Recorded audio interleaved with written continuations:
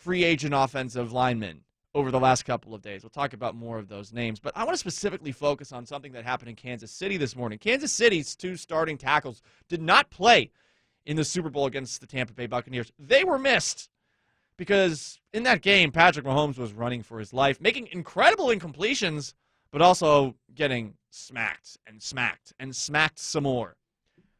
No Mitchell Schwartz in that game for Kansas City. No Eric Fisher, both of whom were cut this morning by Kansas City. I find that surprising. Even more surprising, Kansas City's offensive line is returning just 1 starter from the year before, and it's a guy who opted out, Laurent Duvernay-Tardif, who is a doctor, and I think was trying to lobby for the NFL to put doctor on the back of his uniform, which is pretty funny. I'm the doctor tackle. Okay, cool, man. They just did a purge on their whole offensive line. The reason I bring it up is because back in 2019, when the Chiefs lost in the AFC Championship game to New England,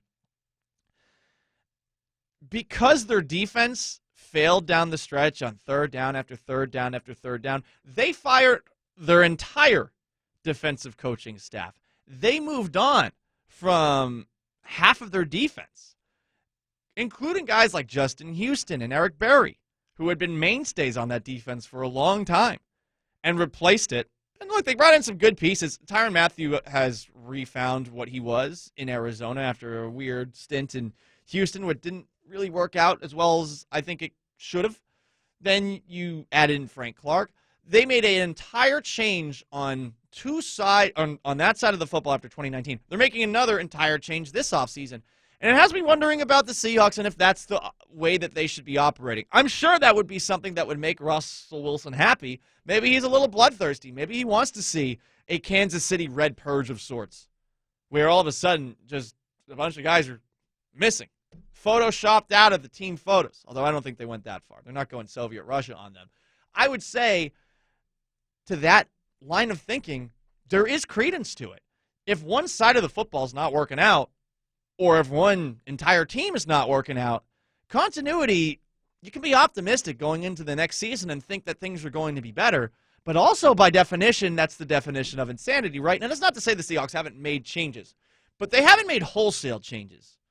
I mean, has the Seahawks just decided to part ways with essentially an entire positional group or with an entire part of their coaching staff? No, they've been patient. They've been optimistic. The patience and optimism hasn't worked. And for what it's worth with Kansas City, they've been in the AFC Championship game and now back-to-back Super Bowls. And I would have faith with them moving on from this offensive line entirely going into this offseason, especially considering some of the names are going to be available and perhaps that these guys would end up being cheaper.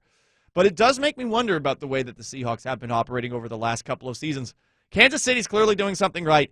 It can't be just Patrick Mahomes. I'm Paul Gallant.